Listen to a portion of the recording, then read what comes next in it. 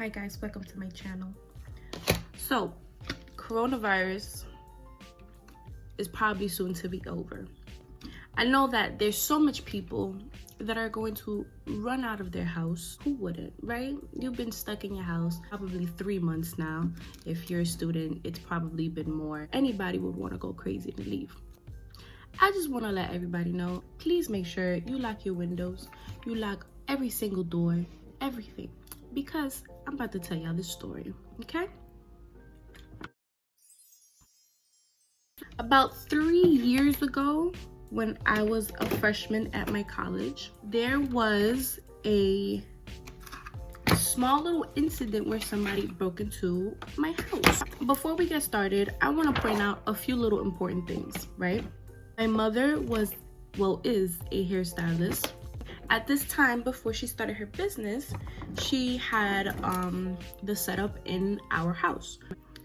With that being said, after my mom moved out, I moved all of my stuff inside of the house. It had 2 doors to them in order for people to enter through the living room and not the kitchen, because in order for you to go to that room, you needed to come in through the front door and cross a little hallway going towards the kitchen, then into the room. I had a friend over at my house, and she and I stood up to like 4 o'clock in the morning, and I had school in the morning. And when I had left for school in the morning, we cleaned everything up and make sure that the house and the room was spotless. And we had left. I didn't make sure if my window was locked. My brother was gonna stay home because he worked the night shift at I think it was I forgot. That's beside the point. That's not important. What's important here is the story. He had wrong color. It's okay. It's okay. It's okay. It's okay. Where's my big on me this way? My brother stood home all day, worked the night shift. I was like, it doesn't matter. He's gonna be home, so I'll just leave. Whatever. Cool. Whatever. I get home like around 10 because I had school for the entire day.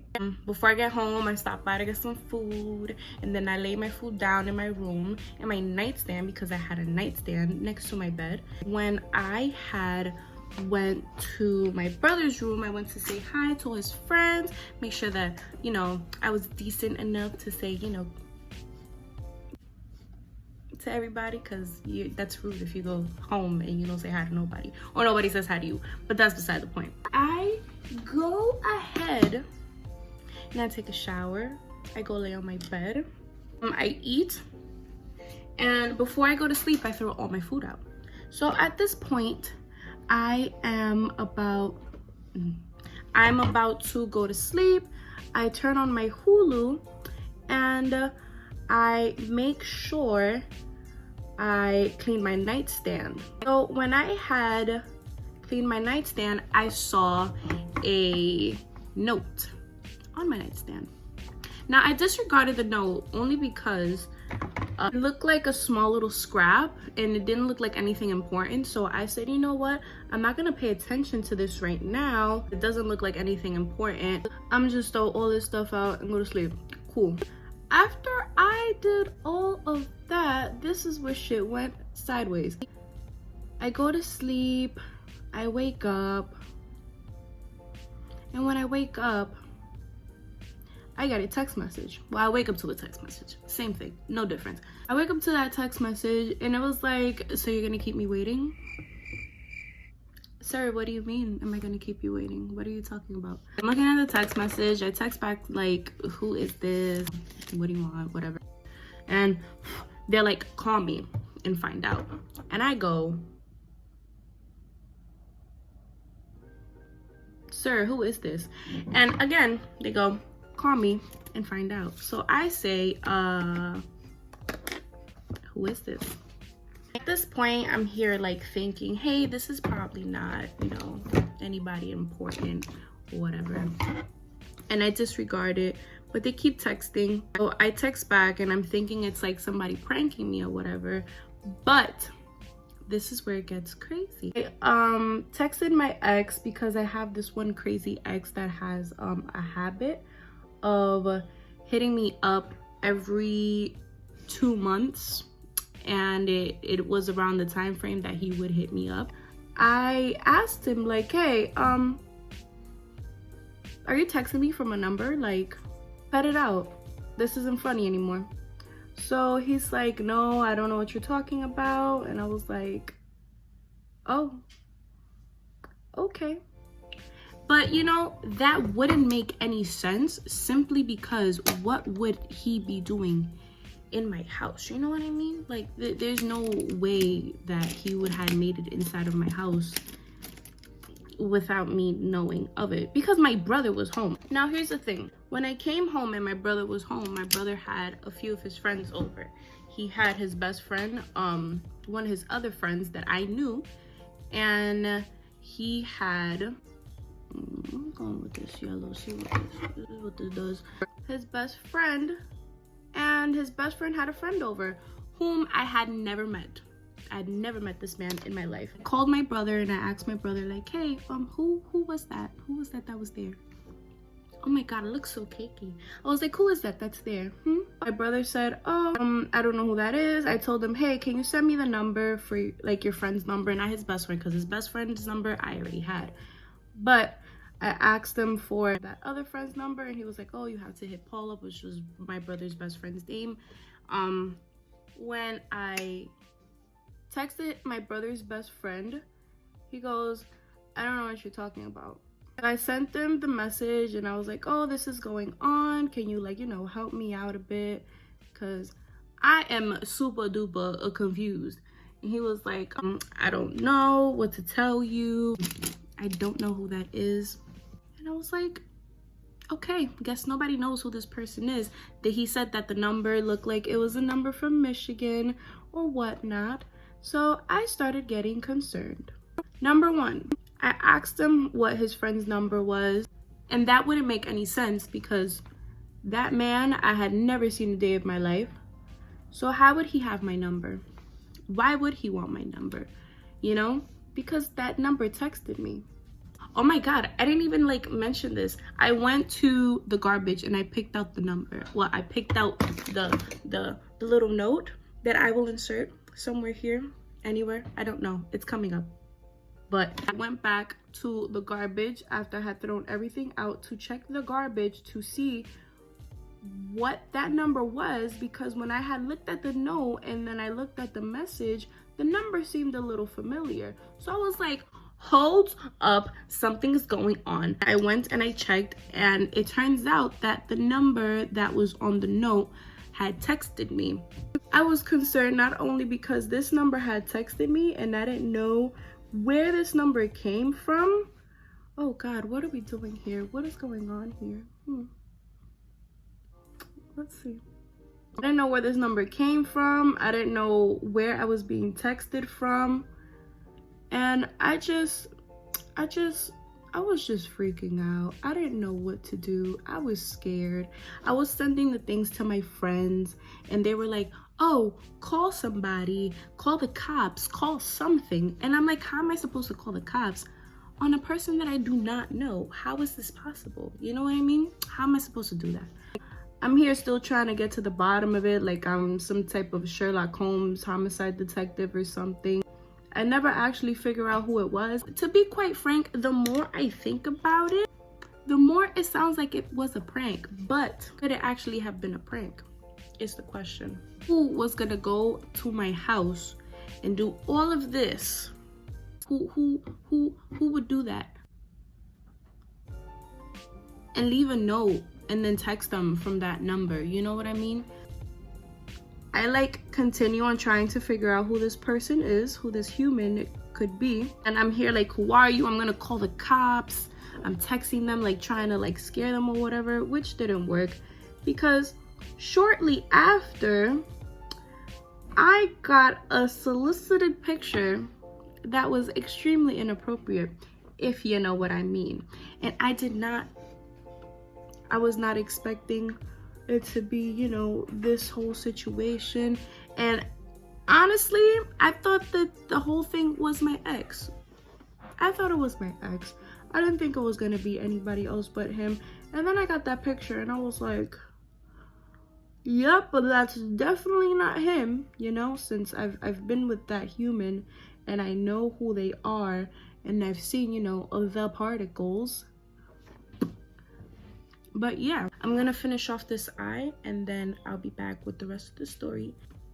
Okay, so I quickly did my eyes off camera, but I didn't finish off the rest of my face, so we're gonna do that now. What happened after that was that I decided to clean my entire house and check if my pens were working. Since I was still a college student, I was cleaning out everything else, see if I had papers that I didn't need. And my nightstand was a shelf, so the middle part had all my pens, all my college books and stuff. I was checking to see if my pens were working. So this is where shit got a little crazy, and this is where I realized, like, yes, something off was going on and I did not like it.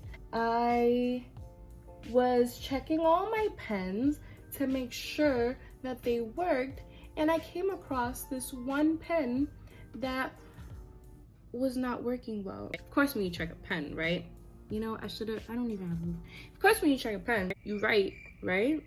Usually, when you check a pen, you write. So I was writing on a piece of paper with each pen, and this one, like, gel pen with the spring was a little de-sprung, if I may.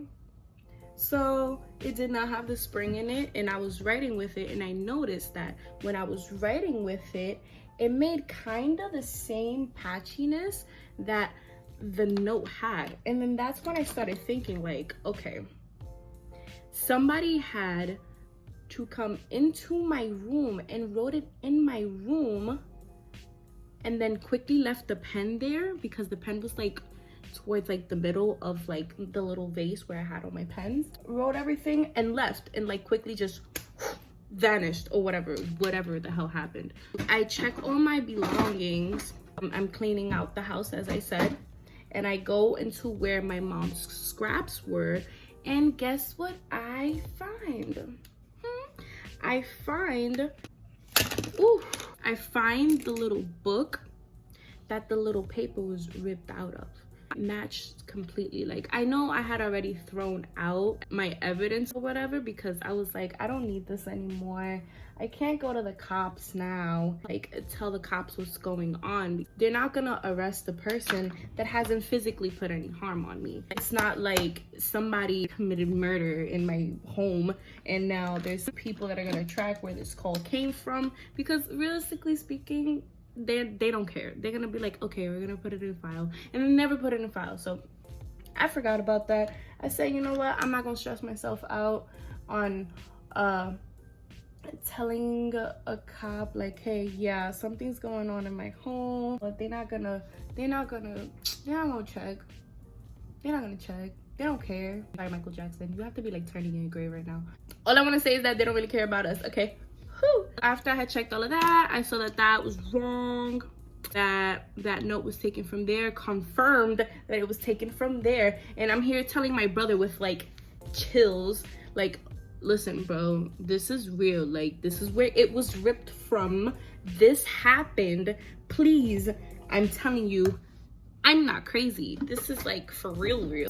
I'm still talking about the situation with like my brother, and he's telling me, just, I don't know how somebody could have came in, because one, I was home all day. There's no way in hell that someone could sneak past. Oof.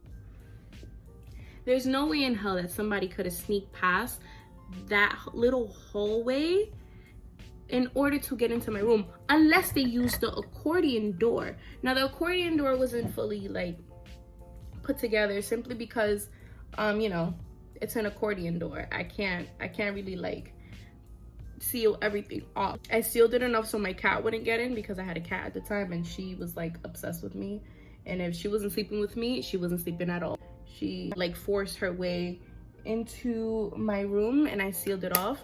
That was that terrified me.